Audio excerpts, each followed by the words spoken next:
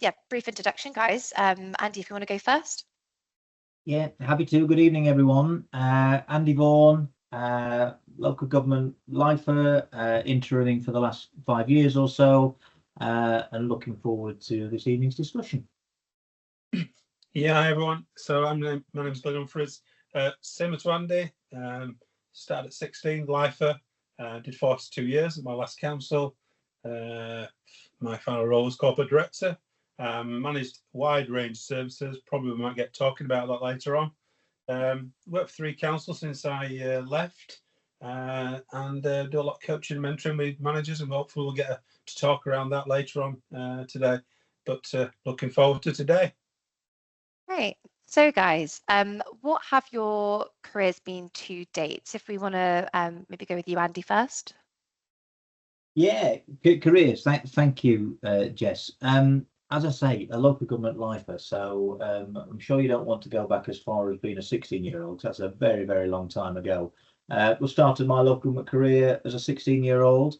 I was very fortunate to work for a council that in those days, I suppose the equivalent of the apprenticeships today, is that allowed you to study part-time whilst also working. So studied for 10 or so plus years in my first role, and then moved around the country, went to a number of different authorities, mainly in urban settings, mainly in city environments, and my last substantive post was at Nottingham. I was the corporate director at Nottingham City Council, and I've been a chief officer for the best part of 20 years at different councils of different shapes and sizes, predominantly in urban environments.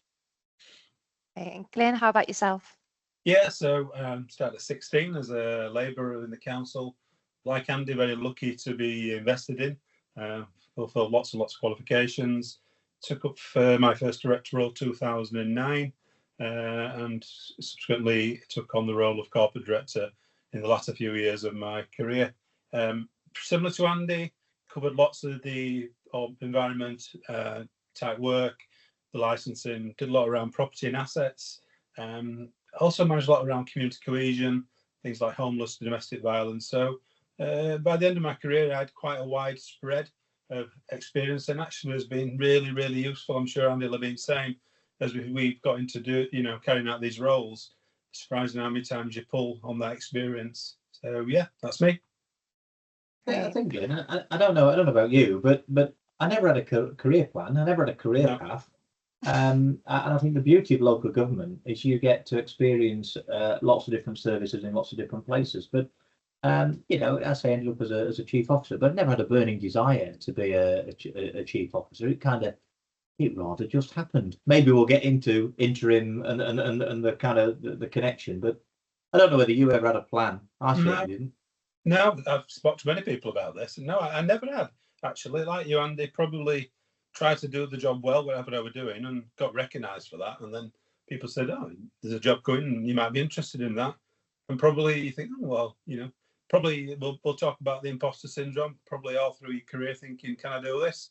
But actually you can, with the right support. And so, never had a plan, but obviously finished off in a decent career. So you both have had obviously quite extensive, successful careers in local government as permanent employees. So how did you become interims? Glenn, maybe did you want to take this one? Yeah, interesting. Finished my career, decided to retire, or thought so. Probably had a couple of months and got a phone call to say, are you busy? Which resulted in me actually setting off down the south of the country, working with a council that were in dispute, which I never really actually thought that I was going to be doing that type of work. But I thought, why not?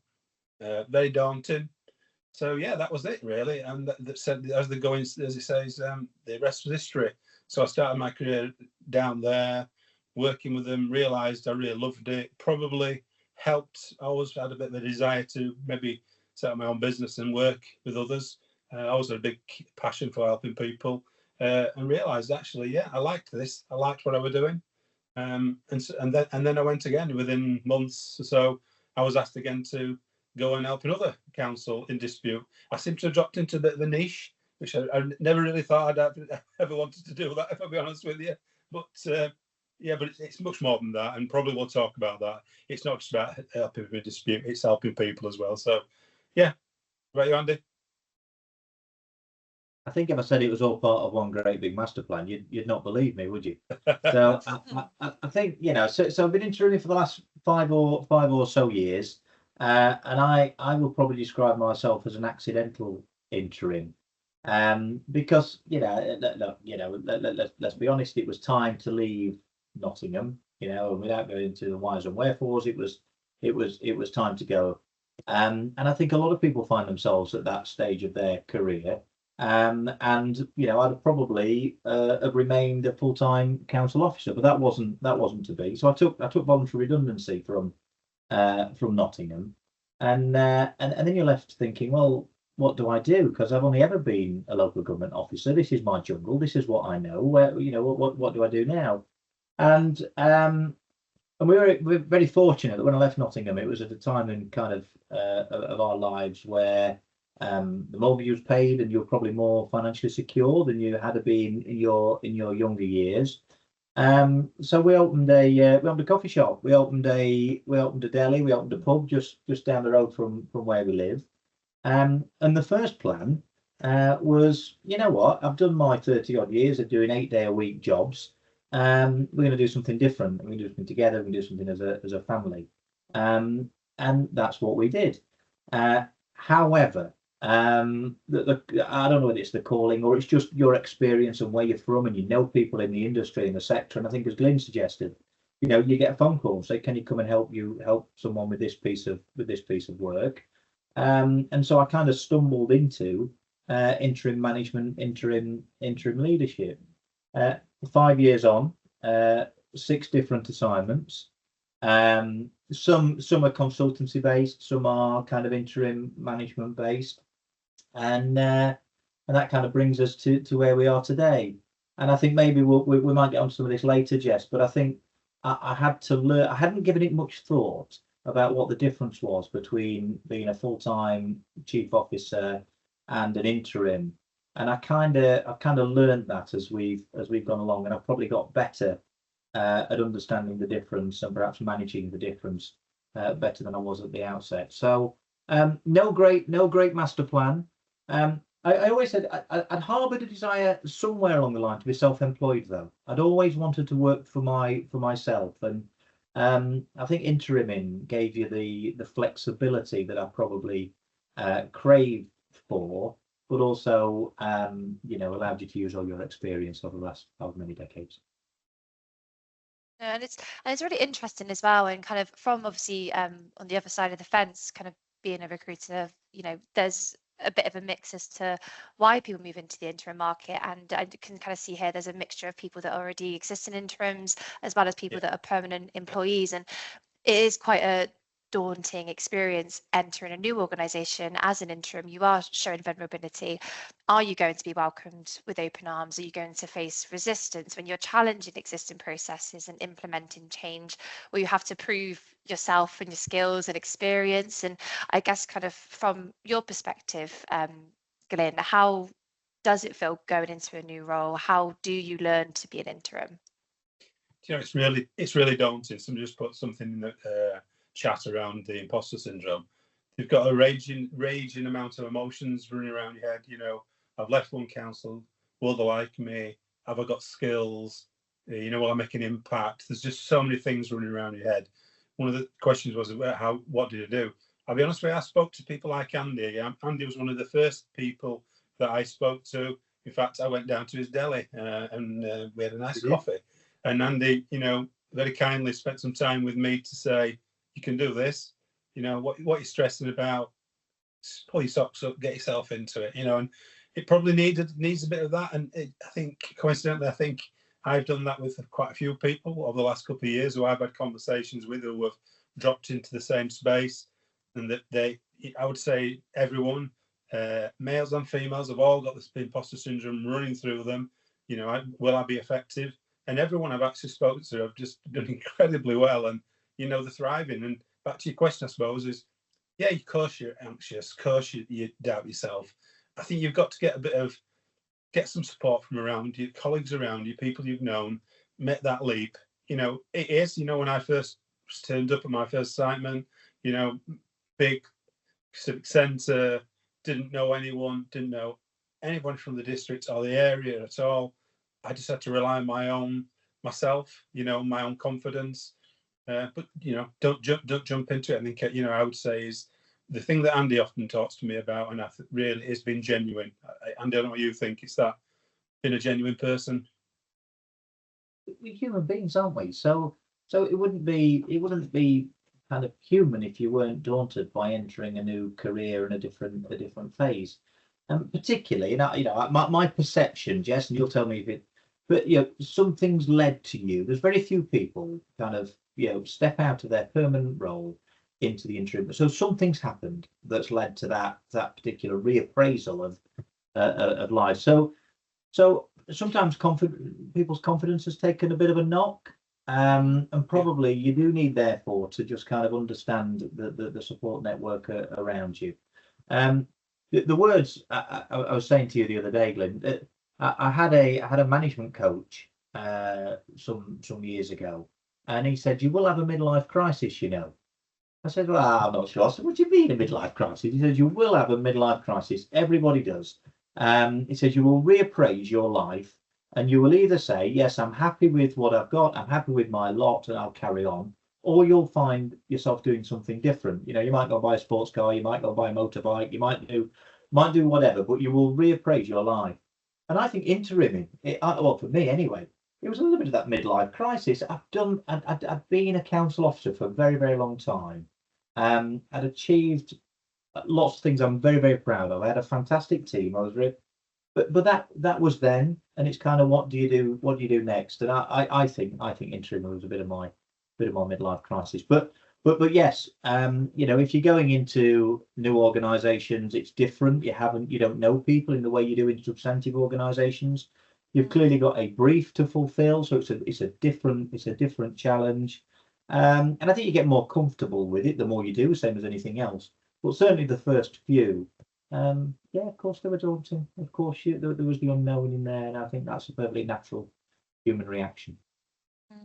And I think it's so interesting as well, kind of both of what you were saying. Obviously, the reasons kind of being why you came into the interim market is for, you know, both completely different reasons. And I think we're also about to enter a period where, you know, with our GR, it's going to cause a huge amount of changes. There's a lot of uncertainty around, and kind of, as you mentioned, that kind of confidence piece, you are going to need that confidence coming into an organization where you're going to have to build trust and relationships, implement change and challenge. And kind of, you listed a few things there in terms of the reasons being why people kind of go into it: imposter syndrome, midlife crisis, organizational change, personal change, or even just aspirations. I speak to so many people who are approaching kind of retirement age and, you know, want to kind of do something different before they, you know, kind of settle down. And I guess kind of now that we are moving into this area of change, I think it's really important to understand what the difference is between being a full-time employee and working as an interim consultant. If Andy, you wouldn't mind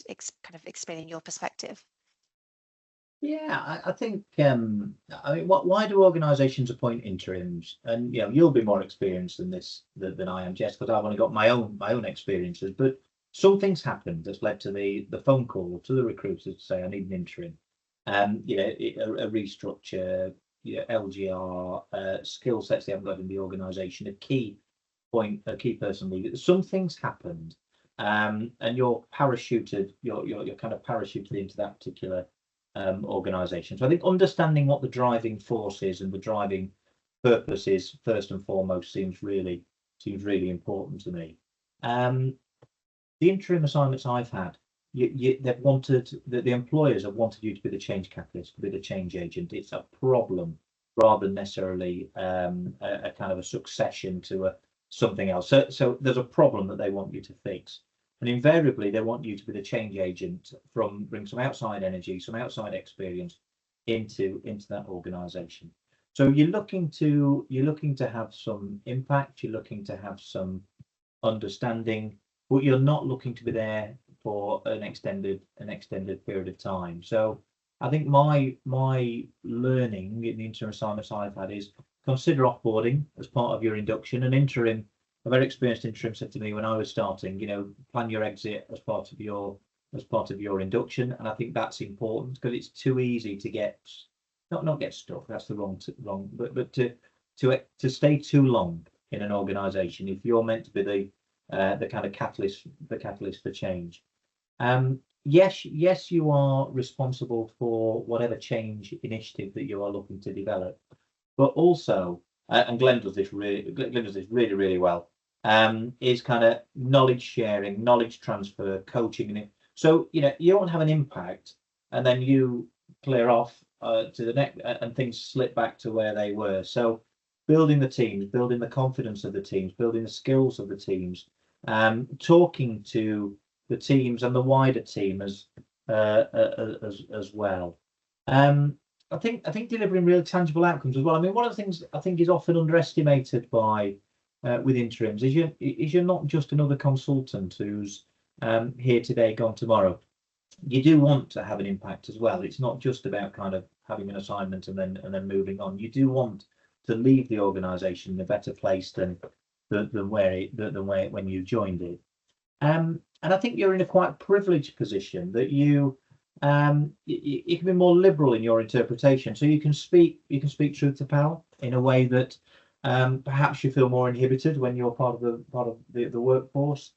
You're not caught by the same organisation. We all know organisation politics exist. You're not caught by the same organisational politics, and you can kind of take a more objective view. So I do think it's quite different. I would say be really honest, be really authentic, be really genuine, be the catalyst for change, but also plan your exit and plan your succession, which is really quite different, I think, to the leadership instinct you bring as substantive post holder. But Glenn, you might disagree with me. I don't know. Yeah, but, no. I think it's interesting. I thought about this a lot, and I mean, work with a lot of colleagues. If you come in as a consultancy role, and probably not as much as the interim, because interim you probably do pick up more of the day-to-day responsibilities, the meetings, all the churn, the members in meetings, members in inquiries, everything that goes with that, the emails. But there's a difference. Obviously, consultancy, you are in a slightly different space, and it's, somebody asked the question about what's the best tip for learning quickly. I would say is listen.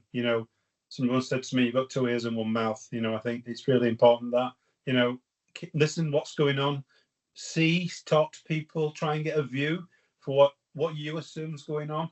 You very quickly assume like a coach mentor role because you're not there always to give answers. You are there to try, and like Andy says, you try to give some steer, you pull on some experience, you may pull on other people's. That's one advantage I think we bring as coach, as consultants or interims, is we have a breadth. Same as Andy, we have a wide breadth of contacts. I've rung Andy before for contacts and people rung me back within an hour and vice versa. We can bring all that to the table. But what's interesting, when you go, you often find is the counsellors are a very similar makeup to counsellors we have been before. The people are just different names. They've got very similar personalities. They're all struggling with similar sort of skills. And sometimes you can be help them just to try and get some clarity and some purpose. Often people do have the answer, they just get lost. And me and Andy being in them jobs ourselves, we've done it ourselves. I often talk about spinning far too many plates. We spin far too many plates and we lose focus. I think what we can bring is we can hopefully bring a bit of focus. And sometimes I will say that, the Emperor's New Clothes scenario sometimes is often people will say to us, you can say things that we can't say. Well, I won't do that disrespectfully, neither would be rude. But yeah, I might do. I might say, actually, that don't quite look right, that. There's something, not going to work there. So, yeah, for me, I think there is that. I think we can be a bit more open and free, in my point of view. Something there about how do you avoid being slightly distracted? We're approaching the last couple of months of assignment, Andy, probably more for you, but for me, I think there is something about keeping structure in everything you do. I often work with teams to build up action plans and structured plans so that, hopefully when I leave, it doesn't just drop. It is about trying to bring some continuity to it. Do you find yourself mentoring not only those who are working directly to you, but do you find yourself in a slightly more organisationally mentor? we're not. We're often working as being corporate directors. We're often working as service directors. So you kind of step down as an interim. So you have experienced the challenges and the pressures that your manager is experiencing. So I end up becoming a mentor to senior politicians, accidentally again, rather than planned. But it just happens because you're not a threat. Do you Yeah, absolutely. find the same? Yeah, you might go on a specific. We often go in with a specific focus. I mean, you talk about this, Andy. You go in what you think is or perceived to be the issue, but when you get in there, it's bigger and there's multiple facets and layers to it. So, like you say, Andy, you can be coaching people of all different. They attach themselves to your passion, hopefully, and then they'll say, "Can you do a bit of work with me?" And the next thing you're doing, a session around climate change. You're doing something about highways and maintenance. You're producing transport action plans, because when you look at the problem, pretty quickly when I go in, I realise the problem isn't isolated. It can be many layers of things. Leadership at the end of the day, isn't it? It doesn't matter what the subject matter is. The principles of leadership are the same. Yeah. But just listening. Your point about listening. The amount of mobile phone call I've had with, chief executives, cabinet members, and so forth, and you're just listening and agreeing most of the time. So you become this sounding board as well, which is slightly probably added value to the role you're doing. Yeah, it's interesting that Andy, you'll find it as well. How many, we go in to try and resolve an issue, but when you're actually speaking to the senior leadership and all aspects of leadership, really, you're surprised how many people are not on focus, and that's not necessarily their fault. There is some skills and training, but there is something about the demands on the individuals. I mean, I one thing, and people might smile, but I don't miss the email. The email of my previous role. And when I go in, I often speak to senior managers who are beholden to this beast called the email system. Will frequently tell me how many hundreds of emails they have got of the evening, which is just distracting them from actually being able to deliver some of the key purpose of the job. And I think we've talked about, Andy, is about helping them to try and how do you manage that while trying to manage all the demands of the business that's still coming at you. So it's a challenge in reverse as well, though. I think yes, you have a broader horizon, but I've also found myself offering a view on some things that might not have necessarily been a view was required. Yeah. So you kind of have to sometimes pare it back a little bit as well. And I kind of something I've learned is only moving at the pace of the organisation wishes you to move. So I might think we need to go in this direction and we need to go at this pace. Not every organisation wants that, so you kind of have to gauge that. So it's this balance between truth to power, authentic, genuine. People really appreciate your honesty without overstepping the mark or something, and that's quite a difficult balance sometimes, and don't always get it right, I guess. Yeah. It's quite kind of interesting, kind of what both of you were kind of saying there in terms of kind of have impact, kind of having an impact on your understanding, plan your exit, listening to what's going on, mentoring. There's quite a few important things that you're kind of saying in terms of what interims should remember. And kind of I've had conversations where hiring managers do not necessarily understand the value of interims because they haven't maybe experienced it, worked alongside interims. They find the whole kind of remit of it a bit taboo and don't really understand the importance of interims. And kind of there's that question as to what are you bringing to the table. So I guess from both perspectives, what is the most important thing about being an interim? Shall I go, Andy? Shall I start? Yeah, please. Well, I think an answer. Well, we might have to do this together. Most important for me, I go back to the point, is being genuine. I think you have to have integrity, be genuine. Don't jump in with a solution. Having worked in local government a long time and probably was a person who would criticise consultants, especially, the old adage, you're taking me watch off and telling me the time. But actually, when you get into it, you realise if you're doing it well, there's much more to give than that. You're not just about doing that. You're trying to help build confidence in individuals, and I think if you do it well, you'll embed yourself in the business as well. get to know people, to know the wider business as well. Yeah, I think it's one is integrity, be genuine, make sure that you keep focused on the job in hand, try not to drift, but to give support as well. I would say whatever I do, and I know Andy 100% like me, is I give my all. Wherever I go, I am part of that organisation. It's we will, it's not I, and I want to be that place when I leave is that we've done a good job. I know what you think, Andy. Yeah, I entirely agree with you. I think professional pride in there is important, and actually genuinely adding value.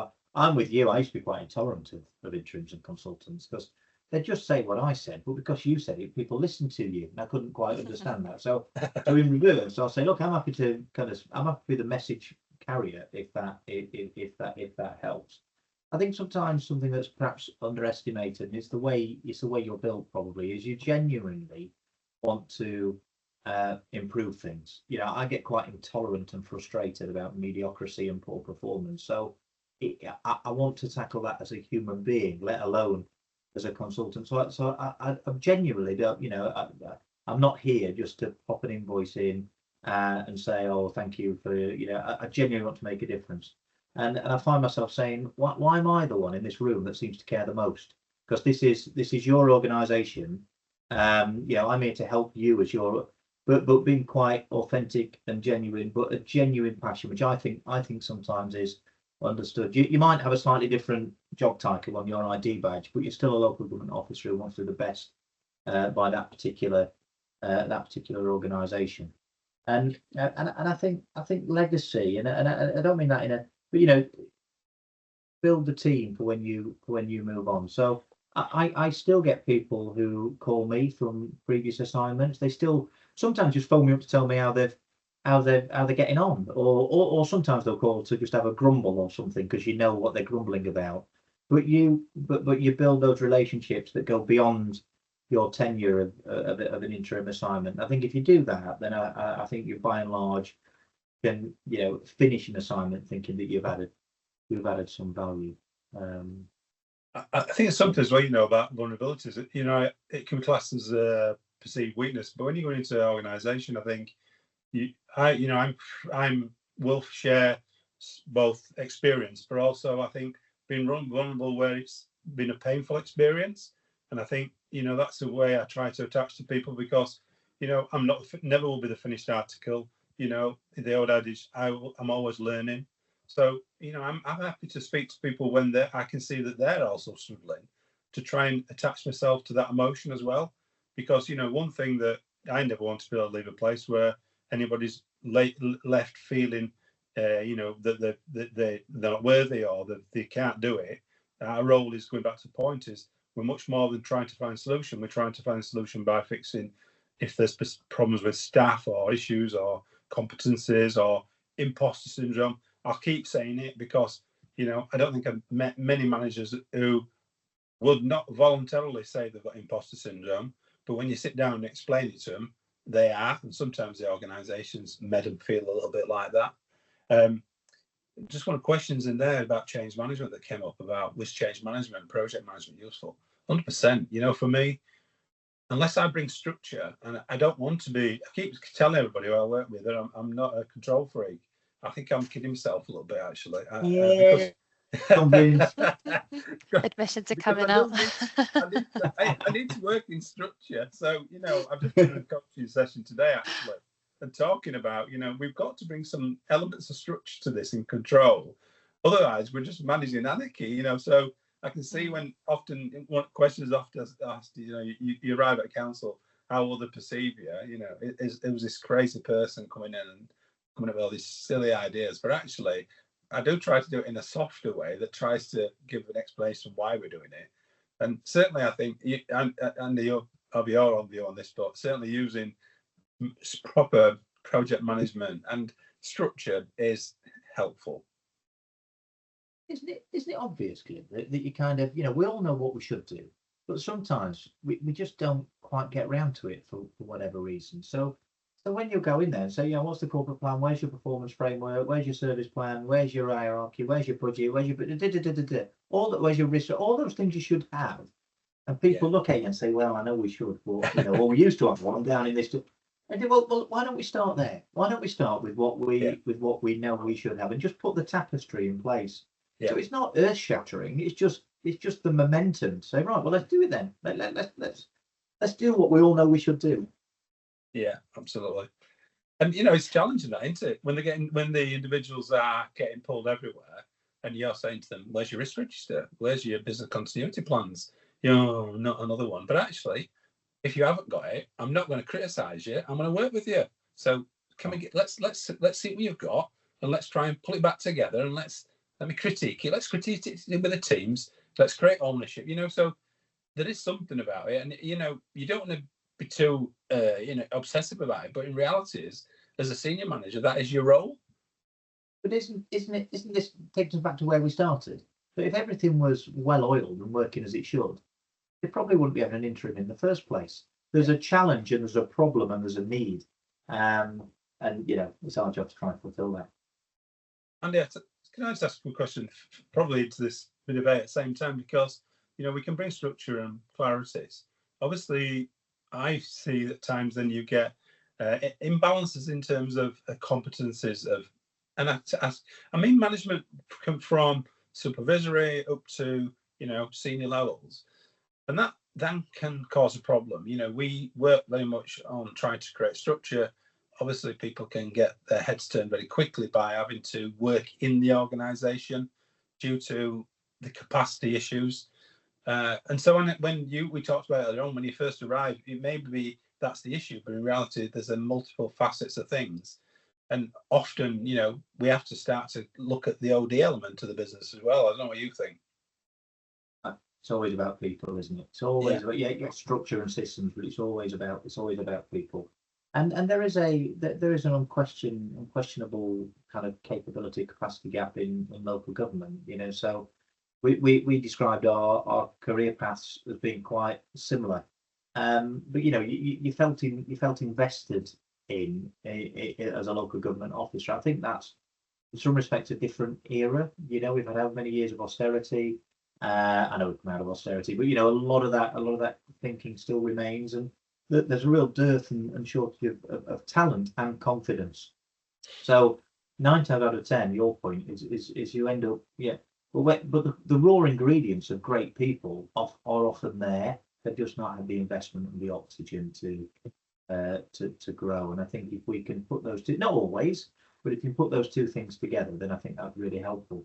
I think the flip's true as well, Glyn. I wouldn't want to kind of be pushed on the specific, but I can think of organisations where you think, blimey, we kind of need to start again.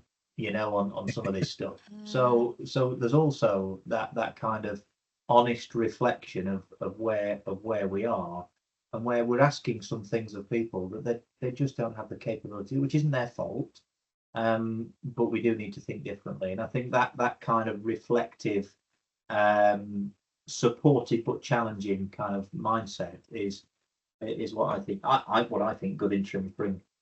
Well, it goes back to what you said earlier on as well about as an interim, you have slightly more autonomy in terms of your challenge and probably how you can challenge the views. And I think that's right. I think if it is broken and it's completely broken, you can't continue. If you've tried everything and you see that there's a blatant issue, probably it's our duty to go and have that conversation. And certainly, I've done that through my career, and and you can see people think, oh, wow, are you actually going to said that? But actually, it had to be said. Now, I wouldn't say that, there's a problem. What I would hopefully go is, there's a problem, but I think we might have a resolution, or we need to work on this through this route. So I think we can do things differently. It's always more than one issue, isn't it? And I think if we're challenging teams or supporting teams in equal measure to change, I think a lot of the role is to also carry those messages upstairs, because there's an environment that's led to that being the outcome. So, and I think that becomes the trickier part of the job, and that's the truth to power stuff that we talked about. But if you're in that space, I I think you're adding value. It's interesting the people thing you said earlier on, Andy. When you're talking about trying to bring some structure, and I keep saying I'm not a control freak, but on this case, I'll come back to it again. You protest us. I protest too much. You're right. You will talk about the service planning, KPIs, risks, all them sort of things, and process and procedures. And interesting, when you get to people, there's always sometimes a bit of a people. And actually, we both say it's very, very cliche. The business cannot operate without people. And, when you start to really sweat that, things like how often do you have PDPs? Do you have training plans? How often do you communicate? And one of the things I often think is lets us down is communication is not as it should be. Having robust communication, let's be honest, sometimes we don't want to hear what people have to say, but in reality we should at least give the voice. I don't know what you think on this. I mean, you've done more than me. Yeah, no, I just think teams are inherently dysfunctional as well. I mean, how many great, fantastic teams have I worked with in my career? 2, I think. Most teams have some kind of challenge, some kind of real life issue that's kind of so to build a high performing team is probably going to take a longer period of time than we are there as an interim. But you can put the ingredients in place, you can put the building blocks in place, and you can create the ambition and the environment where people flourish. Not everybody does. But mate, I couldn't agree with you more. I think leadership is all about people, and the rest of it is almost, it's not immaterial. But if you've got the right people, it will fall into place. Invariably, we're going into organisations where that's not the reality. And before we kind of continue this conversation, because I know there's a few questions in the chat that kind of lead on to this, I think it's quite important as well that we also discuss the process of becoming an interim. There's a lot of uncertainties, especially for people who have never moved into this market before, around how do you actually set yourself up as an interim. So from both of your perspectives, Glyn, maybe if you want to go first, did you create your own business? How hard was it? What do you need to consider? Yeah, I did have a clue. I spoke to Andy again, so you see there's a common theme here, can't you? Is this all free advice that you got? Yeah, and you even paid for coffee as well, so I did well. But yeah, and actually I give that advice to others. So it's daunting, isn't it? Let's be honest. You've come from the security of local government. You've got this maybe desire, or you're forced that way for whatever reason into this, and you think, what do I do next? But then there's a wealth of knowledge out there, and people who will help and gladly help you. Yes, you have to think about a company name, selecting a good accountant. I use the word prefix good accountant. Things like indemnity insurance, that was done. People told me about, another friend said, "Oh, you thought about these?" You can do it online. Yeah, around about £1 million. Yeah, got the indemnity insurance done. Got caught out a couple of things, ICO, got an email a few months later, and the ICO said, "Oh, you need to register as well. £52. Thank you very much. Okay, I'll do that. No problem." And in fact, just renewed it. I think there is something about as well, I would say from the beginning, is just keeping that robust bookkeeping in place. If you're busy, you can be really busy, but there is a demand on you to think about how you're going to structure your accounts, how are you going to make sure you're storing all your receipts and everything. So that, I think that can get away with you if you're really busy, if you're doing 5 days a week and then trying to do something on a weekend. So there's something for me about getting your invoicing as well, which is probably one of the important things as well in place, and how you're going to do that. Other things to consider, I suppose, which is probably not the initial thought, but will you ever become VAT registered? What will that mean? You speak to different people and they go, VAT, flipping it. But in reality, that is a process you have to follow. Again, speak to your accountant, not a hugely difficult process to follow. Obviously, you can pay for that facility as well. So yeah, I did. Was it easy? Not super easy, but not super hard. Once you get into it and speak to colleagues, they'll talk you through it. And it's surprising how quickly you can get it up and running, and it can be quick as well. And is there anything that you kind of found different? Anything else you want to add? No, I'd say talk to people like you, Jess, who are doing this, day in, day out. I certainly spoke to a couple of the recruitment people in the early days, and they, talked me through and held my hand all the way through it. I think all of my interim assignments have been via umbrella companies, which, the recruitment companies have established. That really easy. That's just like being employed. The company is more when you're doing outside IR35 and consultancy work, which is a little bit more of a responsibility on you. You don't have to do that immediately. You can do it by the umbrella as an interim to begin with. Yeah, there's a bit of process to go through, but nothing daunting. And I would say don't let that put anybody off. Anybody who's listening, if you're thinking about entering the interim space, there's a bit of work to do, but it's not rocket science. It's not particularly problematic, and there are people who will support and guide you through it. Either colleagues, and we're not competitors we might well find ourselves going for the same assignment at some point or another, but there's a genuine sense of peer support amongst the interim community, so people will genuinely help, and it'd be a pleasure to help because we've all been there. So you're just doing what someone else has done for you, and then the professionals in the sector who will talk you through the specifics, and they'll not let you start an assignment until you've got it all sorted anyway, so they will make you comply. Absolutely. And I just actually saw a question just pop in the chat there from Tom in terms of IR35, which I was going to move on to. And it's IR35 is it's a very interesting topic, but kind of if you're looking at it from a senior perspective, senior leadership roles, you'll typically find the majority of them are inside of IR35. And for those who aren't aware of that means, it just means that you sit in a slightly different tax bracket and you have to use an umbrella company for your contracts. Now, in regards to outside IR35, it's a bit more uncommon if you're looking at kind of corporate director, strategic director roles that are actually embedded in that structure to sit outside of IR35. They aren't unheard of, but they are typically roles that you're going as a consultant to work on a specific project. You're going to see quite a lot of them, I imagine, now with LGR, coming in to help set up a service and so on and so forth. And it's unfortunately, depending on what level you're looking at, the majority will be inside. But kind of like Andy said, outside IR35 is quite easy to set up a limited company. There's things that we can do as recruiters to help. I know that us ourselves, we offer, IR35 insurance, which, isn't something that you kind of would get if you set it up by yourself. And, there's so many other people that can help, like umbrella companies. You can use them instead of accountants if you did want a bit of extra support. So there are tools and people out there that can support you.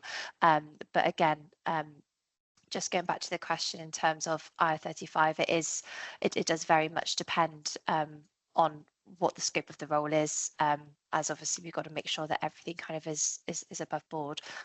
If there's anything else you guys want to add on that, I think it's a good time to maybe move on to the questions. Yeah, Just I've got one thing. I think I used to say and I still am really ambivalent about inside or outside IR35, and I am, but I prefer inside. So I think at some point, because you can embed yourself more in the leadership of the organisation, I actually find inside IR35 assignments more enjoyable than outside. But just personal view. But as you get into this, you find yourself becoming slightly more discerning, perhaps, even though outside IR35 is quite nice.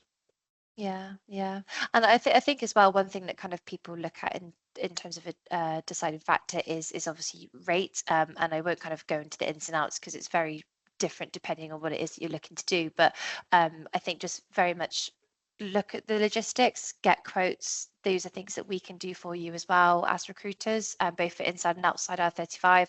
And it's very much common knowledge that a salary never reflects what your take home is as an interim. It's one of the banes of my life as a recruiter, but there are things that can help to make sure that financially you guys aren't impacted, regardless of whether the role falls inside or outside of R35.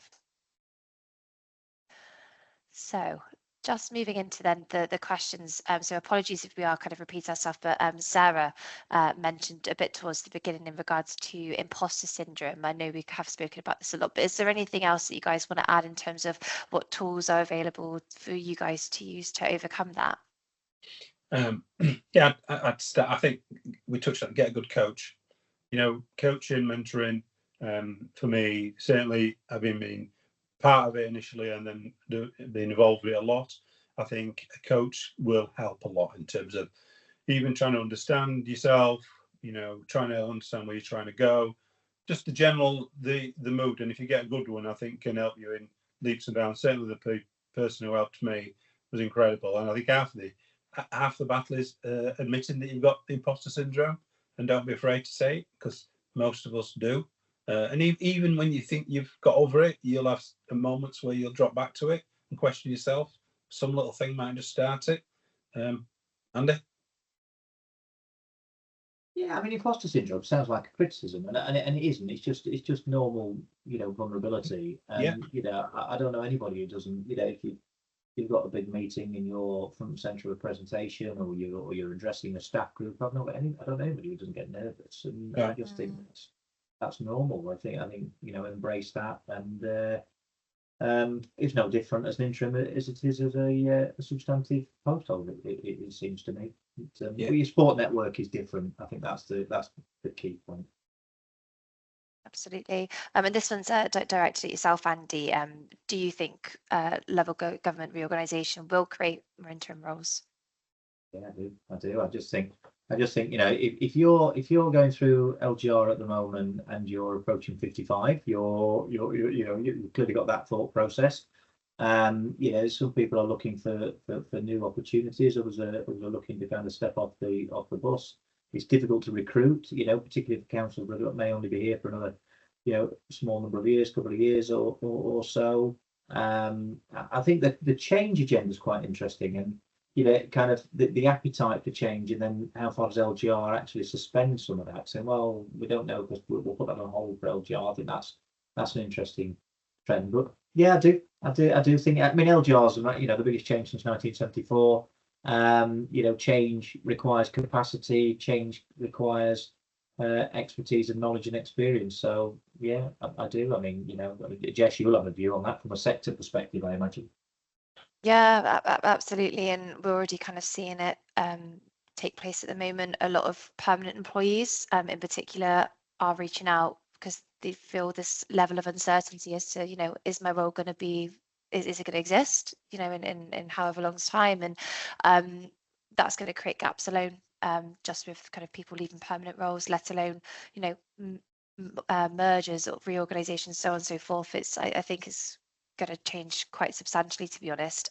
So kind of having open conversations like this about what does it mean to be an interim, how do I kind of move into this space, is really important to have prior knowledge to, before you kind of get to that point where you are sitting there thinking, okay, I'm now in a position where I've been forced to kind of take voluntary redundancy. What do I do now? And obviously, so my perspective really.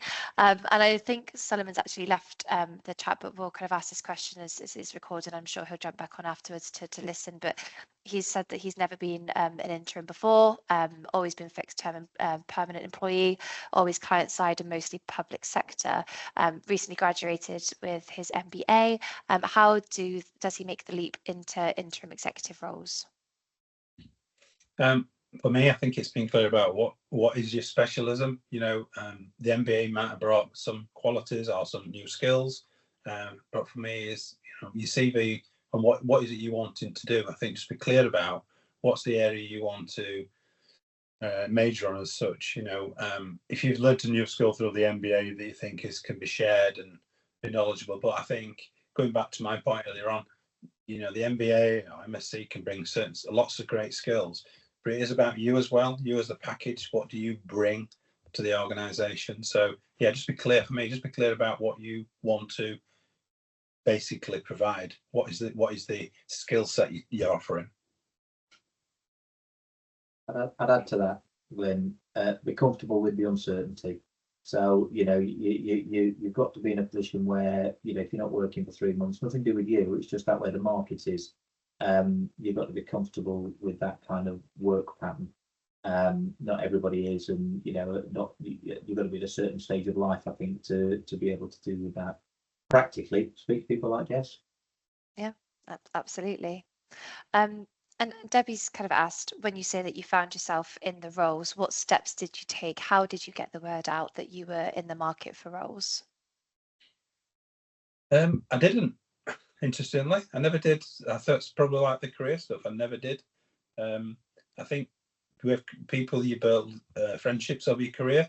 Me and Andy probably got quite a lot of friends around the country in different roles, which is interesting because wherever I tend to go, I have a friend somewhere nearby, which is always handy for an occasional beer or a curry.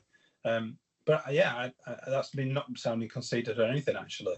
I didn't need to. I'm sure there's a need for that, but I think word of mouth, and I think if you do a good job and you're a genuine person, hopefully that word of mouth soon passes on.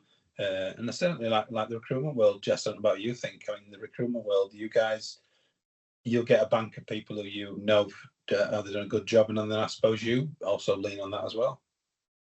Yeah, absolutely. And kind of, I think there's never a bad time to start having conversations about other opportunities. You know, you can look passively.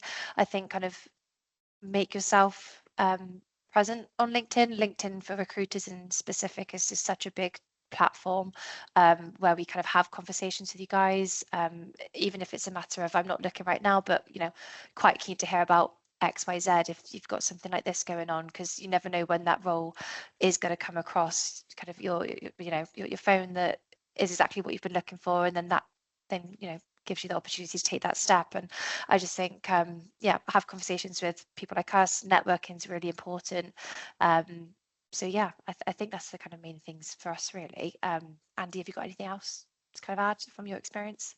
I think I'd say it's very different to going for a permanent job. So when you're kind of permanent in the permanent market, you might see a job and fancy that. And it takes months, doesn't it? It takes months to go through the process, and then if you're successful, 6 months later, you might be doing that new role.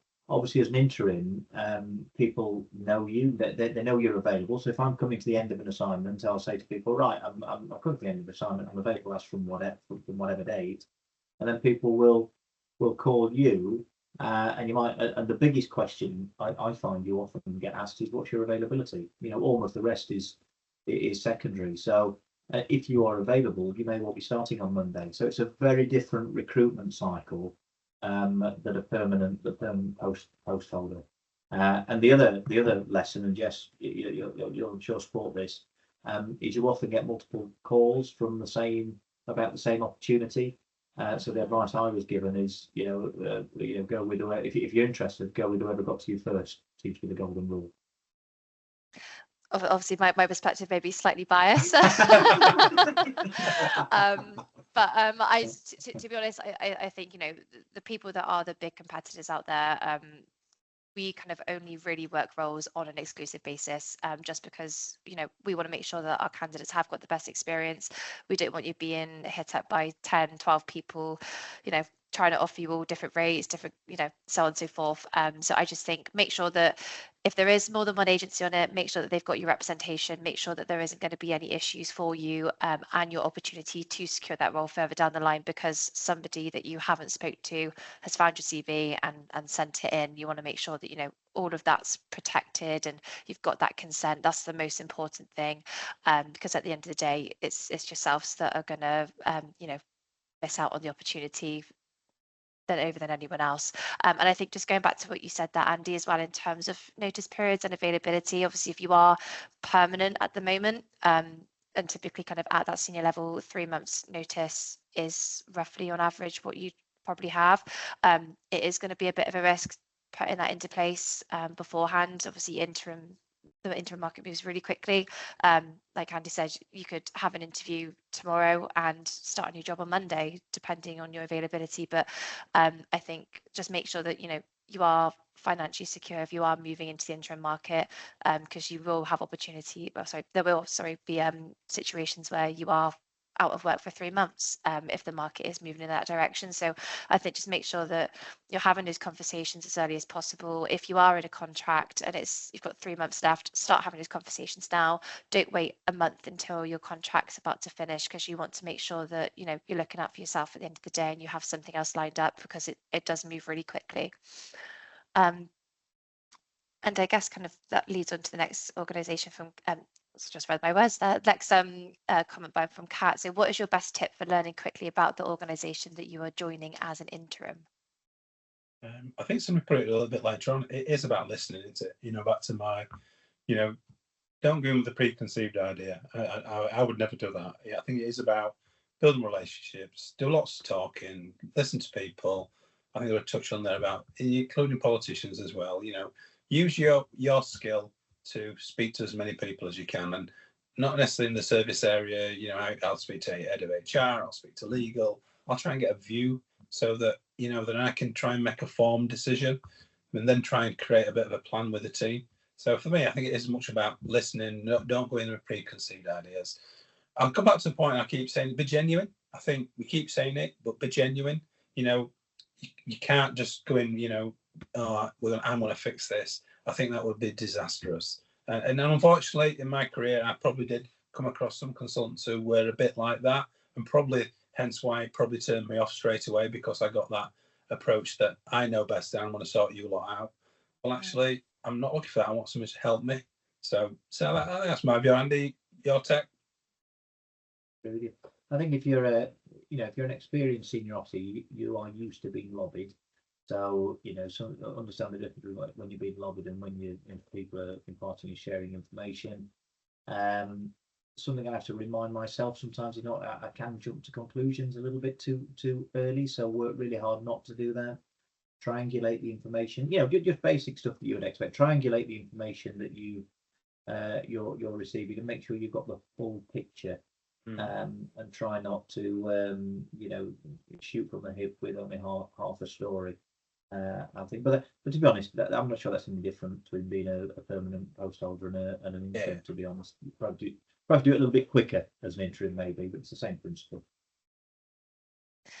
And Tom's commented here, it's kind of going back to what I was saying a moment ago, but how have you guys kind of avoided being distracted when you are approaching the last couple of months of your assignment? And by distraction, Tom's referring to spending the last couple of months networking for your next contract, whilst ensuring that you maintain focus on delivery and robust exit on the contract that is coming to a close. Glyn, did you want to? Yeah, I think for me, it's more about pride in my work. For me, it's when I leave, I've got to be happy personally that I've done my best, and when I'm leaving the best place it can be. I'd hate to think that I was personally being distracted and leaving, the last people in lurch. So it goes back to this about being genuine, but actually be taking pride in what you do. And until the day I leave, it's we. So it's still the we, and probably I need to be weaned off the we to the next we, if that makes sense. But there's something in that. But yeah, I think for me, right to the day you're leaving, you do the best you possibly can. You care about the organisation as well, don't you? I'm not sure I am mercenary enough just to say, "Oh, I've done with that. Now move on to the next one." You care about the organisation that you're helping and supporting, so you only want it to succeed beyond your tenure as well.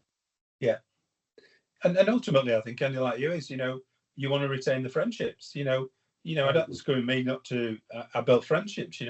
When I've been working, I think there's some guy online now. I built a great friendship with that individual, and I've built friendships where I am now. So, and we still talk now. Year after since I left, we still have communication. You alluded to the fact, Andy. People will ring you.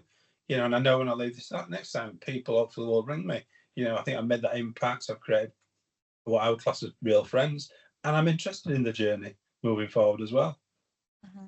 I think that's so important as well. Kind of reputation as an interim is such a important thing, and also kind of you never know if you are out of a contract and somebody that you worked for 2 years ago thinks, oh, Glyn's available. I've got XYZ that I need him to do, and your next contract sorted, and you're in by next week. So it's I think it's so important to maintain those relationships.